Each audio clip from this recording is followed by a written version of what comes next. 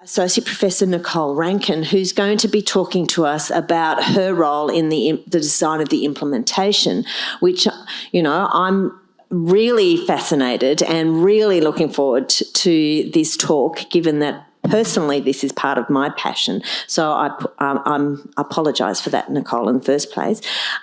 She has been commencing the consultation in preparation for writing the clinical guidelines for the National Lung Cancer Screening Program.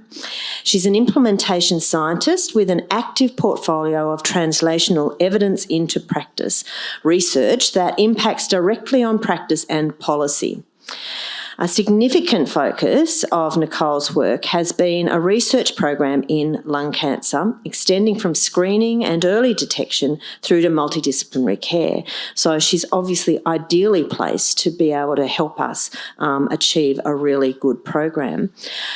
Her research program also extends, though, into other cancers, head, neck and breast, and the psychosocial aspects of cancer control. Nicole has expertise in the nexus of cancer policy, program implementation, and is committed to embedding equity into preventive healthcare programs. So welcome to the podium, Nicole.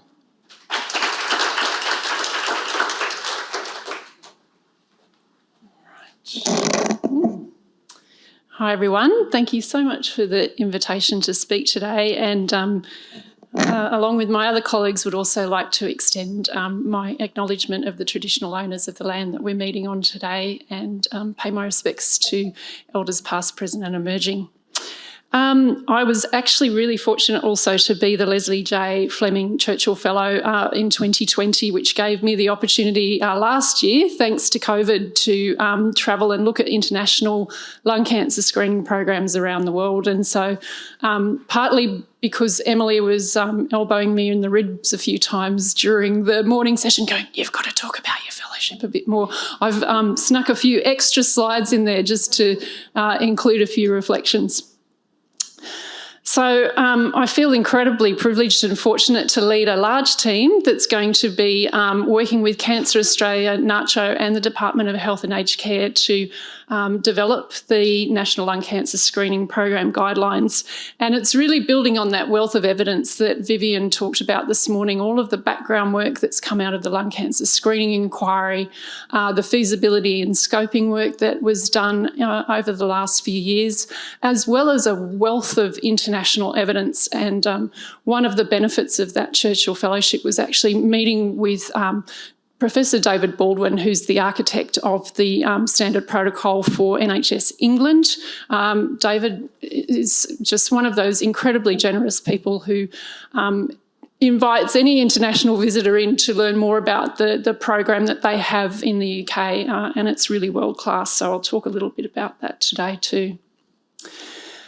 So the team that's going to be working on the guidelines, and we literally have just started in the last 5 weeks, includes my colleagues from the University of Melbourne, but I also wanted to point out that Associate Professor Lisa Watt and Associate Professor Raglan Maddox from Australian National University in Canberra are part of our project team, and we've had the benefit of particularly working with Lisa before, and they will be leading our Aboriginal Torres Strait Islander co-design and consultation processes. And also wanted just to mention the wealth of experience that comes from our clinical advisors who join us on this project. So Professor Fraser Brims, Annette McWilliams, John Emery, Emily, who is here today, Tracy Leong, and of course our important connection with Lung Foundation Australia and Mark and the team being also part of the work we're doing. So that will be the link with Abby and Nicole, and making sure that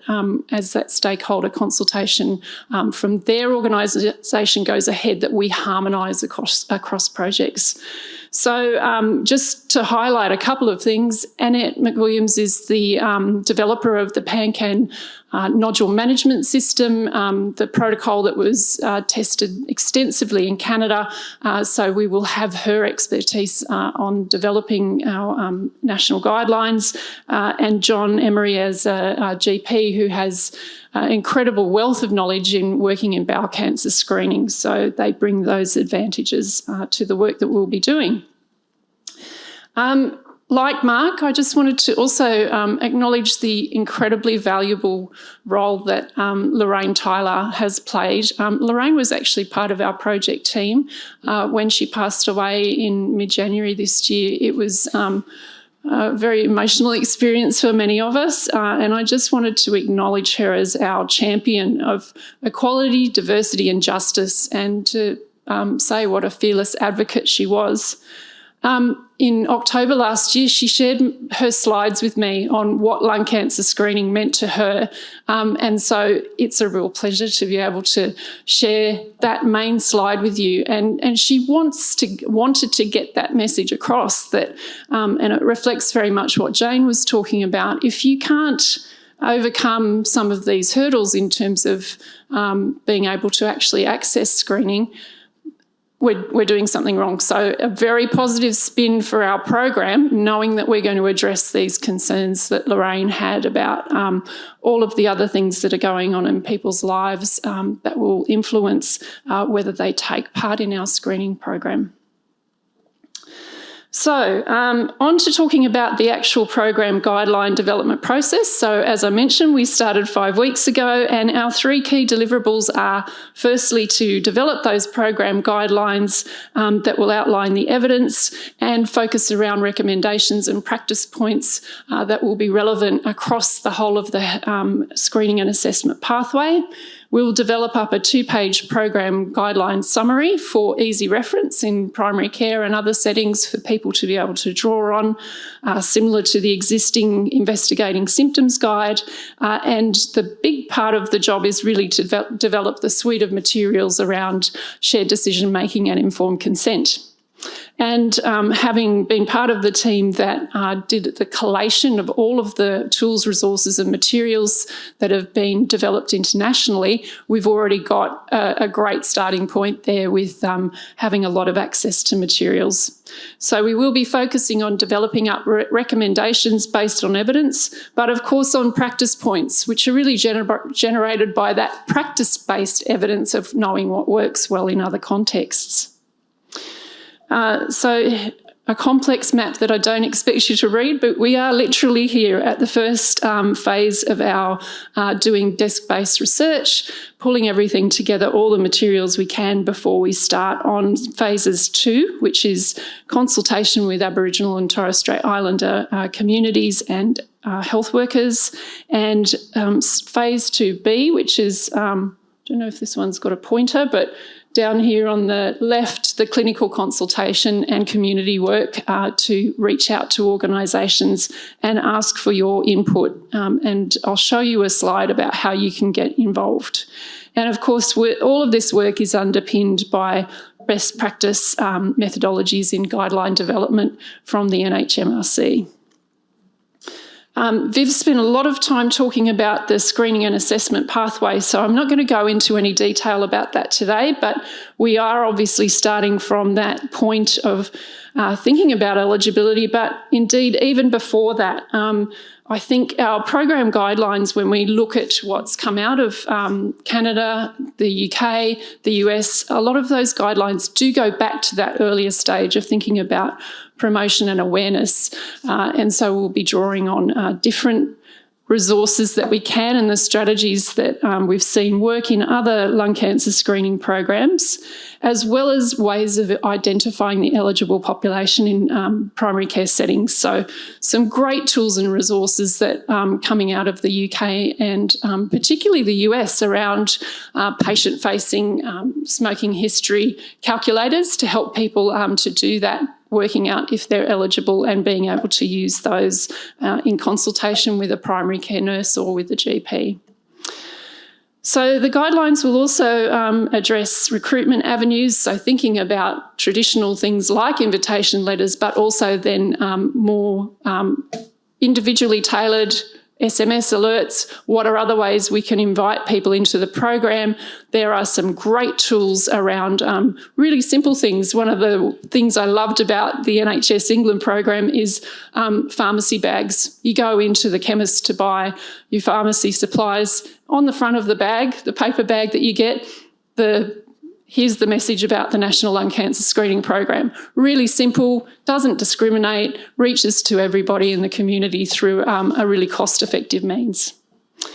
So I've already covered off a little bit on shared decision-making resources and informed consent, so I won't go into that today. But what I did want to give you was more of an example around smoking cessation and talk a little bit about incidental findings before I do that. So one of the tasks that Cancer Australia has asked us to do quite specifically, you can see here the American College of Radiology incidental findings, quick reference guide, is to customise that for the Australian setting. So we will take that guide and compare it against all of the different findings we know about. Our colleagues in Queensland who've been running the ILST have already done some really great analysis around the coronary artery calcifications and osteoporosis and some of the other incidental findings. So we can draw on that evidence and help to customise that type of quick reference guide for the Australian setting. So what about smoking cessation? Well, we know that there's already a significant body of evidence around the benefits of embedding smoking cessation into lung cancer screening. And in a nutshell, it really drills down to, I've got 4, but it's really 3 things: cost effectiveness, the higher sustained quit rates that you get by offering cessation as part of a screening program. So on a population basis, the average is that 7% of people will quit each year. When you look at lung cancer screening programs, that goes up to about 14%. And then when you have specific tailored programs, you can push that up even higher. And I'll show you in the next couple of slides. So, and then the third message, doubling rate. But fourthly, interventions for smoking cessation are really relatively low cost when you compare them with the cost of having a person present with late-stage disease and having to offer surgery and immunotherapies and all the targeted therapies that are the far more expensive option. And so out of that Churchill Fellowship I mentioned to you, one of the great quotes from sitting and talking with one of the smoking cessation counsellors was, she was telling me about the person who had the biggest impact for her in the program to date. And she said, I worked with a 75-year-old man who had been smoking since the age of 12. He was a heavy smoker who never had any motivation or reason to quit. My interactions with him prompted him to think about the advantages of quitting, which he did, and he has maintained abstinence for 12 months. So that ability to reach people when they would not necessarily have contemplated quitting smoking, she just was able to convey, I think, that sense of empowering that person and that enormous satisfaction of seeing that change in his life that otherwise might not have happened. So the Churchill Fellowship really gave me that example then of seeing where those models were of how we can take different components and build them into our screening program. This is a photograph of the Manchester mobile screening van. Nothing quite like seeing how that works in a practical way when you see all of the steps that participants go through in a program.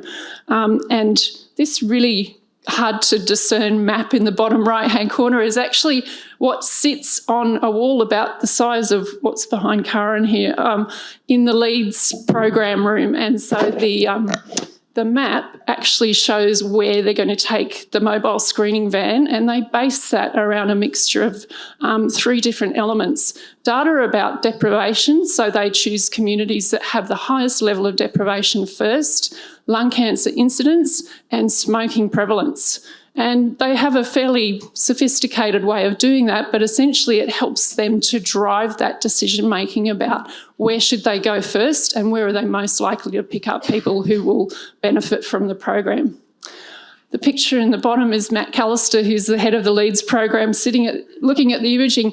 The other great thing that they have is that virtual nodule clinic. So when the screening has been done in the mobile vans, you get an immediate response where Matt, as the respiratory physician, and the radiologist are sitting in the room looking at the scans, doing the assessment within 48 hours of people having actually gone through the screening van. So that sort of immediate response and picking up is just, I think, again, one of those things that we can look to build into the program.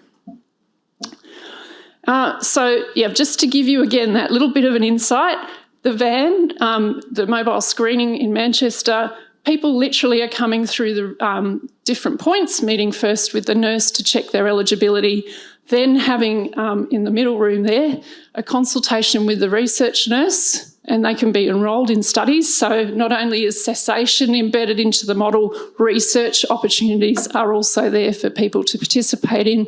And then the last room is the smoking cessation counsellor. So people, unless they opt out, have that opportunity then to see the counsellor there, and then move into the next van and have their scan. Everything's all done in the one episode. This is the, I hope I have a few more minutes just to give you some example here then of how they embed research into the program. So the YES trial that's led by Professor Rachel Murray has the availability, I guess, to offer people who are part of this trial a booklet that gives them a description of the CT findings that have actually come through as part of their scan. And that's the active ingredient of their intervention that they offer as part of a trial for people coming through the Yorkshire program. So people not only get their NRT prescription on the day and a bit controversially also have that option of taking home their e-cigarette or their vape along with their personalised booklet. It's that, I guess, complete picture that they get. So what Rachel has been doing is actually reporting some of the data now on this study to show that if you can use this booklet and encourage people to go through that cessation program, you actually get even higher quit rates than that baseline of 14%. So here, looking over a period of time, 33% of people quit, and at 12 months, 29% of people had maintained that abstinence. So this is the kind of initiative that we could be building into our program as we go along. I think it's a really exciting option, and we've got the evidence to show that it's working in practice. One final comment before I finish up. The other place that I visited that had a completely and wholly outsourced smoking cessation program was in West Virginia. So you might remember back to Emily's slides, and she was saying Kentucky's her favourite place to watch. Mine's West Virginia. It has the poorest population in the whole of the US. It's highly rural community, and 25% of people smoke. And in addition to that, you get people using other forms of tobacco like chewing tobacco, which for us in Australia I think is quite absent. For there, it's a very highly used product that's very prevalent in their community. So I went to visit their screening van, which is on the move constantly, and their service is essentially a one-person show where they go from different locations every couple of days, and there is actually a person, John, here, who does the driving of the van, the scanning, the talking to people. He's essentially the navigator of the whole service rolled into one with the two program managers based back in Morgantown. So despite their incredibly high smoking rates, they don't have cessation embedded at all. Everything goes back to the cessation services here, and people get their brochure as they come through the van. And it's the best that they can do under the constraints that they have of the resources of the program and what they can afford. But it was such a contrast to see that compared to what was being on offer in the UK. And I think they really have some challenges ahead of them when their uptake rate of screening is about 4%, so similar to that figure that Emily was showing in the earlier presentation. But it gives you a bit of a sense of what is it that we really want to aim for in our programs, what do we think we can achieve, and to put the bar up there nice and high. And I think I'm getting the nod in a minute to finish up. So, okay, very finally, the other point I wanted to make, just in terms of thinking about models of care that work well that we can build into the guidelines, that navigator role is so appealing in so many ways, because not only can the telephone navigator look at those appointments, the letters going out, they can overcome that tyranny of distance. If we have a centralised navigator who can not prevent people from screening, but prevent people from having to go to the step of going to a screening van because they can already have worked with them over the phone to talk about their eligibility. And if you're not eligible, you don't have to make that journey. What a cost saving that is, both for the individual but also for the program. So important to be able to do that and not to have that inconvenience of accessing a service which might not be the right fit for you if you're not eligible. I may not have explained it in the most eloquent of ways, but I think the way the LEADS program does it is just to say, let's make sure that we are offering this service first to the people who will need it most. So the other things that I guess then you can also do is have, for those people who aren't eligible to screen, is to be offering them cessation support and to refer them on to other services over the phone as part of that. So generally, navigators have a high level of acceptability from communities. Our Canadian colleagues have done so much amazing work of showing how well that model works and how they can reduce that loss to follow up after people have had their initial scan. Okay, so very quickly, the consultation and co-design process now, going back to the guidelines, we will have 4 points where people can be actively involved in contributing to the guideline development process. There's a large number of people that we have on our list to consult with, and this has been informed by that initial consultation, thank you, by talking to, of course, our research team, but getting direction from Cancer Australia about who they would like us to talk to, as well as from the long list of people that I spoke with, getting those impressions of communities who were engaged with screening when I was on the fellowship. So this is the very last slide, and we already have the QR code set up. So if you would like to be part of the consultation process, you can either take a snapshot of that or take down the link and register. There's a set of questions there just to go through and answer. And once our ethics applications have gone through the relevant bodies, then we will start in the first week of April with commencing those consultations. So I'll leave it there in case anyone wants to scan the code, and thank you very much for the opportunity to present to you today.